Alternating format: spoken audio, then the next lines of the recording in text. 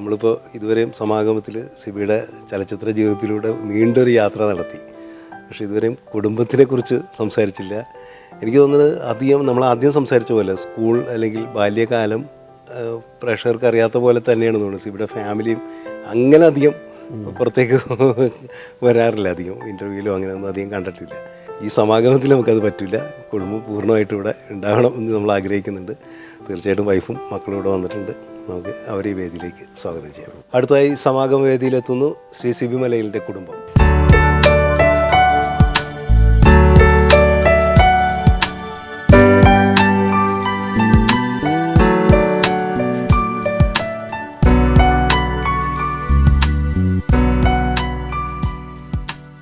നമസ്കാരം. സമാഗമത്തിലേക്ക് ബാല അല്ലേ?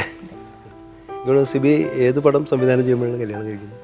കല്യാണം കിരീടത്തിന് തൊട്ട് മുമ്പാണ്. കിരീടത്തിന് മുദ്ര ചെയ്തുകൊണ്ടിരിക്കുന്ന സമയത്താണ് കല്യാണ ആലോചന വരികയും മുദ്രയുടെ പോസ്റ്റ് ഷൂട്ടിംഗ് വർക്ക് സമയത്താണ് എൻ്റെ കല്യാണ നിശ്ചയവും അത്തരം ചടങ്ങുകളൊക്കെ. കിരീടം തുടങ്ങുന്നതിന് തൊട്ട് മുമ്പ് ആണ് കല്യാണം. കല്യാണം കഴിഞ്ഞ് നേരെ പോകുന്നത് കിരീടത്തിലേക്ക്. അതൊരു ഐശ്വര്യം കൊണ്ടുവന്നില്ല അല്ലേ? ഒരു ടേണിംഗ് പോയിന്റ് ആണ് ലൈഫിൽ. അപ്പോൾ ഐശ്വര്യമായിട്ട് വന്നതാണ് ബാല ലൈഫിലേക്ക്. ആലുവയിലല്ലേ വീട്? ഇപ്പം നമ്മൾ കുടുംബത്തെക്കുറിച്ച് സംസാരിച്ചുകൊണ്ടിരിക്കുമ്പോൾ കുടുംബചിത്രങ്ങളുടെ നായകൻ ഒരാൾ നമ്മുടെ ജയറാം, അദ്ദേഹം ടെലിഫോൺ ലൈനിലുണ്ട്. നമുക്ക് അദ്ദേഹമായിട്ട് സംസാരിക്കാം. ഓക്കെ ജയറാം. കമൽജി നമസ്കാരം. നമസ്കാരം. സമാഗമത്തിലാണ് ഞങ്ങൾ.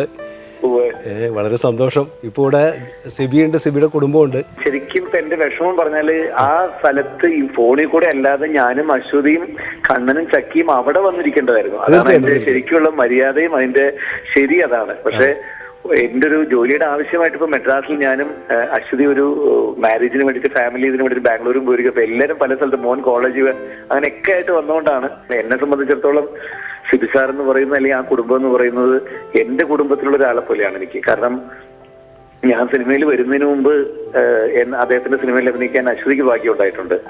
ആ ഷൂട്ടിംഗ് ദൂരെ നിന്ന് തിരുവനന്തപുരത്ത് ഷൂട്ടിംഗ് നടക്കുന്ന ഒരു സിനിമയുടെ ക്ലൈമാക്സ് റെയിൽവേ സ്റ്റേഷനിൽ നടക്കുന്നത്, എഴുതാപ്പുറങ്ങളുടെ ഷൂട്ടിംഗ് പത്മനാഭൻ സാറിന് ആദ്യമായിട്ട് കാണാൻ പോയിട്ട് തിരിച്ചു വരുന്ന വഴിയിൽ ഞാൻ ദൂരെ നിന്ന് നോക്കി കണ്ടിട്ടുണ്ട്. ആദ്യം അശ്വതിക്ക് അഭിനയിക്കാനുള്ള ഭാഗ്യം ഉണ്ടായി, പിന്നീട് അദ്ദേഹത്തിന്റെ സിനിമയിൽ എനിക്ക് അഭിനയിക്കാനുള്ള ഭാഗ്യം ഉണ്ടായി, അതിനുശേഷം എന്റെ മകനുണ്ടായി. അതിലൂടെ ഒരു ദേശീയ പുരസ്കാരം എന്റെ വീട്ടിലേക്ക് കൊണ്ടുവയ്ക്കാനുള്ള ഭാഗ്യം എനിക്കുണ്ടായി. സംസാരിച്ചോ? ജയറാമാണ്.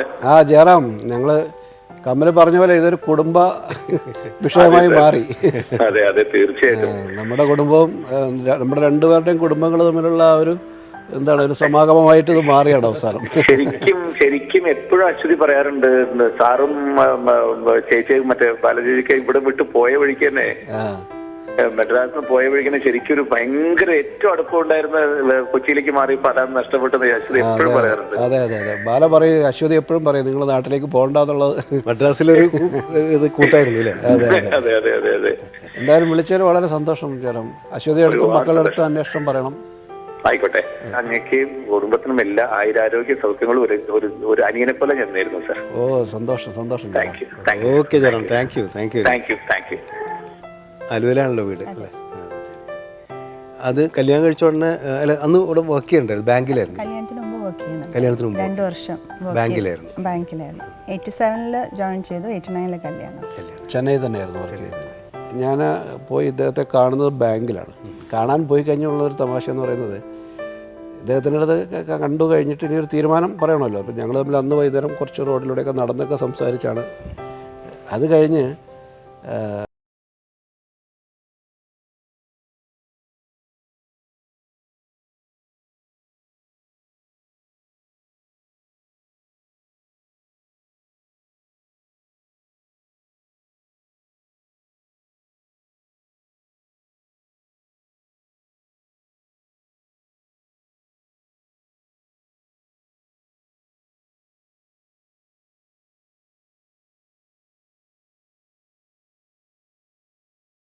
ിക്കത്തില്ല, ബാലയായിരിക്കും.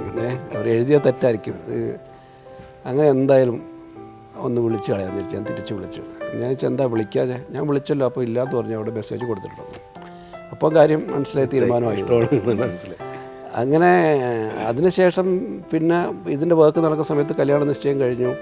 ഞങ്ങൾ മദ്രാസിലുള്ള സമയത്ത് ഇപ്പോൾ ഹോസ്റ്റലിലൊക്കെ നിൽക്കുമ്പോൾ നല്ല ഭക്ഷണമൊന്നും കിട്ടത്തില്ല, അവിടെ ഈ തമിഴ് രീതിയിലുള്ള ഭക്ഷണമൊക്കെയാണ്. അപ്പം ശനിയാഴ്ചയൊക്കെ ഉച്ച കഴിഞ്ഞാൽ ഇവർക്ക് ബാങ്കിൻ്റെ ടൈം ഫ്രീ ആവും. അപ്പോൾ ഞാൻ ബാങ്കിൽ ചെല്ലും, അല്ല ഹോസ്റ്റലിൽ ചെല്ലും, അദ്ദേഹത്തെ കൂട്ടിക്കൊണ്ട് എവിടെയെങ്കിലും പോയി പുറത്ത് പോയി ഭക്ഷണം കഴിക്കും. കാരണം കല്യാണം നിശ്ചയിച്ച് കഴിഞ്ഞല്ലോ. അങ്ങനെ നടക്കുമ്പോൾ ഒരു ദിവസം ഒരു കാറ് ഞങ്ങളുടെ അടുത്തുകൊണ്ട് ചവിട്ടി നിർത്തി. നോക്കിയപ്പോൾ അതിനകത്ത് ഈ ജോസ് തോമസ്, ഷാജി കൈലാസ്, കുറേ ആൾക്കാർ. ഞാൻ ഏതൊരു പെണ്ണിനെ കണ്ട് കറങ്ങാൻ ഇറങ്ങിയിട്ട് മദ്രാസിൽ കൂടെ. ഞാനാണ് ഇവരെ കണ്ടപ്പോൾ ഞാനും ആകപ്പാടെ വിലണ്ടായി. ഞാനിങ്ങനെ ഒരു സിറ്റുവേഷനിൽ പോയി പെട്ടിട്ടില്ല.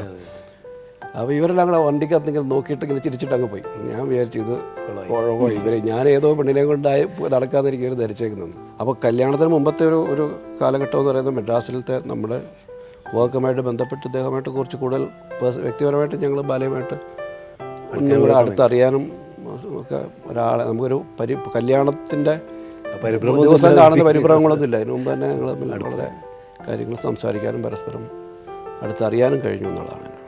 മദ്രാസിൽ വെച്ചിട്ടാണോ മക്കൾ ജനിക്കുന്നത്? മറ്റേ ഞങ്ങൾ പിന്നെ കല്യാണം കഴിഞ്ഞ ഉടനെ ജോലിയുടെ സൗകര്യവും എൻ്റെ വർക്കിൻ്റെ സൗകര്യങ്ങളും കാണിച്ചു. കിരീടത്തിൻ്റെ ഷൂട്ടിംഗ് സമയത്ത് മുഴുവൻ ഇവിടെ ലീവ് എടുത്ത് എൻ്റെ കൂടെ ഉണ്ടായിരുന്നു. അത് കഴിഞ്ഞ് മദ്രാസിലത്തേക്ക് ചെന്ന് നമ്മളവിടെ ഒരു വീടെടുത്ത്, ബാങ്കിനടുത്ത് തന്നെ സൗകര്യത്തിനൊരു വീടൊക്കെ എടുത്ത് താമസിച്ചു. മോനുണ്ടാകുന്നത് നമ്മളുടെ ധനത്തിൻ്റെ ഷൂട്ടിംഗ് നടക്കുന്ന സമയത്താണ്. ഷൂട്ടിംഗ് അല്ല, അതിൻ്റെ പോസ്റ്റ് ഷൂട്ടിംഗ് വന്ന സമയത്താണ്. അതൊരു ധനമാണ്. മോള് വളയത്തിൻ്റെ സമയത്താണ്. അത് കൊള്ളാം. വളയത്തിൻ്റെ ഷൂട്ടിംഗ് ലൊക്കേഷനിൽ നിന്നാണ് ഞാൻ മോളെ കാണാനൊക്കെ പോകുന്നത് ആലുവയിൽ. മക്കളെ നമുക്കിനി പരിചയപ്പെടണമല്ലോ. ഇദ്ദേഹത്തെ നമുക്കറിയാം, ഞങ്ങളൊരു സിനിമയിലൂടെ കണ്ടിട്ടുണ്ട്. ഒരു ഓർമ്മക്കൂട്ട് അല്ലേ? അഭിനയമായിരുന്നോ പ്രഥമ ലക്ഷ്യം? അല്ല, എനിക്ക് സിനിമയിലോട്ട് തന്നെ താല്പര്യമില്ലായിരുന്നു. അപ്പോൾ എല്ലാവരും ചോദിക്കും അപ്പയുടെ മോനാണെന്ന് പറയുമ്പോഴത്തേക്ക് സിനിമയിലേക്ക് ആയിരിക്കും എനിക്ക് അല്ല, പണ്ടേ വലിയ ബോധമില്ലായിരുന്നു എങ്ങോട്ടാണ് ആദ്യം പോകേണ്ടതെന്നുള്ളത്. ഇപ്പം എന്തെങ്കിലും എന്താ ആവണ്ടേന്ന് ചോദിച്ചാൽ എനിക്കറിയത്തില്ലായിരുന്നു. പിന്നെ സിനിമ ആ സമയത്ത് ഞാൻ കോളേജിൽ പഠിച്ചുകൊണ്ടിരുന്ന സമയത്ത് ഇതിൻ്റെ അസോസിയേറ്റ് ഡയറക്ടർ സുദീപ് ജോഷി എന്ന് പറഞ്ഞ പുള്ളി എന്നെ പരിചയമുണ്ട് എനിക്ക്. അപ്പം പുള്ളി ഇങ്ങനെ ഒരു ദിവസം ഞാൻ ക്ലാസ് കട്ട് ചെയ്ത് സിനിമ കാണാൻ പോയ സമയത്താണ് ക്ലാസ് കട്ട് ചെയ്ത് ഞാൻ നേരത്തെ പറഞ്ഞു. അപ്പോൾ ഇൻ്റർവെല്ലിൽ ഇങ്ങനെ പുറത്തേക്ക് ഇറങ്ങിയപ്പോഴാണ് സുദീപേട്ടൻ കാണണം. ഞാൻ പറഞ്ഞു ഞാൻ അപ്പോൾ ആ പുള്ളീനെ കണ്ട ടെൻഷനില്ല, അപ്പം എടുത്ത് ഇനി പോയി പറയുമോ. അപ്പം പുള്ളി ഇങ്ങനെ പറഞ്ഞു ഇങ്ങനെ ഉണ്ട് ഇങ്ങനെ അഭിനയിക്കാൻ. ഞാൻ പറഞ്ഞു ഞാൻ പിന്നെ പറയാമെന്ന് പറഞ്ഞിട്ട് ഞാൻ ഓടി. എന്നിട്ട് ഞാൻ പറഞ്ഞു എന്നെ കണ്ട കാര്യം ഇവിടെ പാരൻറ്റും പറയണ്ടെന്നും പറഞ്ഞു. അത് കഴിഞ്ഞ് പിന്നെയും സുദീപേട്ടനും എൻ്റെ ഡയറക്ടർ മനോഹരനും കൂടി അപ്പനെയും വിളിച്ചു എന്ന് തോന്നുന്നു. എന്നിട്ട് കഥ പറയാൻ വന്നു. അങ്ങനെ എനിക്ക് അഭിനയിക്കാൻ താല്പര്യമൊന്നുമില്ല, ഇപ്പോഴും താല്പര്യമൊന്നുമില്ല. ഞാൻ അത് ചെയ്തു എന്നേ ഉള്ളൂ. ഇപ്പോൾ പക്ഷേ ഫോട്ടോഗ്രാഫി യു കെയിൽ. ആ സിനിമയുടെ ഷൂട്ടിങ്ങിന് പോയ സമയത്താണ് സിനിമയുടെ താല്പര്യം തുടങ്ങിയത്. പിന്നെ അതിൻ്റെ ടെക്നിക്കൽ വശത്തേക്കുള്ള ശ്രദ്ധ വരുന്നു. അപ്പോൾ എൻ്റെ അടുത്ത് ഞാൻ കൊണ്ട് BBA ഞാൻ ഡിഗ്രി എടുക്കുന്നൊക്കെ പറഞ്ഞ് ചേർത്താണ്. പക്ഷേ അദ്ദേഹം അപ്പോഴത്തേക്കും എനിക്ക് ഫോട്ടോഗ്രാഫി പഠിച്ചാൽ മതി എന്ന് പറഞ്ഞു. മദ്രാസിലല്ലേ പഠിക്കുന്നത് ഇപ്പോൾ? ഡിഗ്രി അല്ലേ? ആർക്കിടെക്ചർ. ഓക്കെ. 5 ഇയർ കോഴ്സ് അല്ലേ? ഓക്കെ. അയാൾ വളരെ ഷൈ ആണ്. പൊതുവെ ഇങ്ങനത്തെ ഒരു പരിപാടികളൊക്കെ ഇങ്ങനെ അദ്ദേഹം ഇങ്ങനെ നൽകിയിരിക്കുന്ന ആളാണ്. സബ എന്നല്ലേ പേര്? സബ. ഓക്കെ. പൊതുവേ സിബി വളരെ സൗമ്യനായിട്ടൊരാളാണ്. ഇപ്പോൾ ഇവിടെ വന്ന എല്ലാവരും പറഞ്ഞ ഒരു കാര്യമാണ്, സെറ്റിലധികം സംസാരിക്കില്ല, ഒരിക്കലും ദേഷ്യപ്പെടില്ല, ഭയങ്കര ക്ഷമാശീലമുള്ള ആളാണ്. വീട്ടിലും അങ്ങനെ തന്നെയാണോ? അങ്ങനെ ഒരിക്കലും ചൂടാവുന്നില്ല? ചൂടാവാറില്ല. ഇല്ല, മക്കൾക്ക് എന്നാൽ ചെറിയ പേടി ഉള്ളത് സിബിയാണ്. അമ്മമാരെപ്പോഴും ഒച്ച ഉണ്ടാക്കുന്നതുകൊണ്ട് അത് വലിയ ഇതില്ല. വല്ലപ്പോഴേ ദേഷ്യപ്പെടുള്ളൂ, പക്ഷെ അതൊരു ഭയങ്കര എക്സ്ട്രീം ആയിരിക്കും. പക്ഷെ അല്ലെങ്കിൽ പിന്നെ അമ്മ എപ്പോഴും ദേഷ്യപ്പെടുന്ന കാരണം പിന്നെ കാര്യമാക്കാറില്ല. പൊതുവേ ഞാനിപ്പോൾ ഞങ്ങൾ സിബിയായിട്ട് നമുക്ക് വളരെ അടുപ്പമാണല്ലോ, വളരെ കുറച്ച് ഭക്ഷണം കഴിക്കുന്ന ഒരാളാണ് സിബി.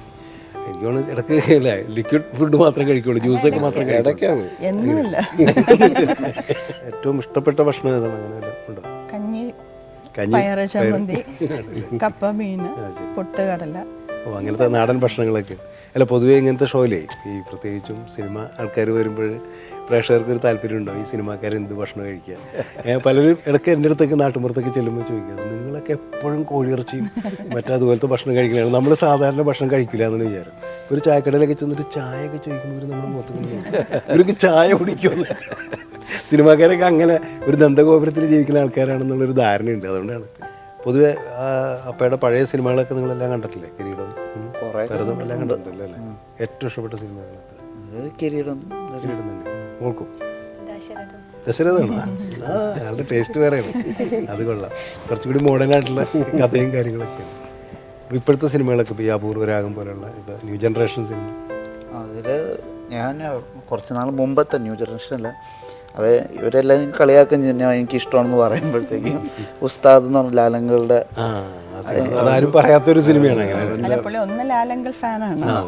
പിന്നെ ആ സിനിമ എന്താ എനിക്കറിയില്ല, എനിക്ക് ഭയങ്കര ഇഷ്ടപ്പെട്ടൊരു സിനിമയാണ്. പറയുമ്പോൾ എല്ലാവരും എത്ര ഇതാണോ അതിൽ പക്ഷെ ഒരു ബ്രദർ സിസ്റ്റർ റിലേഷൻ ഉണ്ടല്ലോ. അപ്പൊ അവൻ കൊച്ചാൻ നമ്മൾ പറയായിരുന്നു, ഞാൻ ഇവളെ കെട്ടിച്ച് വിട്ടിട്ട് ഞാൻ ഉസ്താദാകുന്നു. അത് ശരി, ഉസ്താദിന്റെ സ്റ്റൈലിംഗ് അല്ലേ? അതെപ്പോൾ ടി വി വന്നാലും പുള്ളി ഇരുന്ന് കാണും. ആണല്ലേ? ഓക്കെ. വീണ്ടും പഴയതിലേക്ക് തിരിച്ചു വന്നാൽ ഒരു സിനിമാ സംവിധായകനെ വിവാഹം കഴിക്കാനായിട്ട് തീരുമാനിച്ചപ്പോൾ ആദ്യം പേടിക്കുന്ന കുറേ കാര്യങ്ങളുണ്ടല്ലോ. ഒന്ന്, സമയത്തിനൊന്നും വീട്ടിൽ കിട്ടില്ല, എപ്പോഴും തിരക്കായിരിക്കും, മറ്റേതായിരിക്കും. പിന്നെ ഒരുപാട് നടികളൊക്കെ ആയിട്ട് ഇങ്ങനെ കറങ്ങി നടക്കും. അങ്ങനെയൊക്കെ ഒരു ധാരണ ഉണ്ടായിട്ട് ആരെങ്കിലുമൊക്കെ പിന്തിരിപ്പിക്കാൻ ശ്രമിച്ചിട്ടുണ്ടോ? ഇല്ല, ഈ വിവാഹം ഞാൻ ആഗ്രഹിച്ച് നടന്നൊരു വിവാഹമാണ്. സിബി മലയിലിനോട് ഒരു ആരാധന ഉണ്ടായിരുന്നു.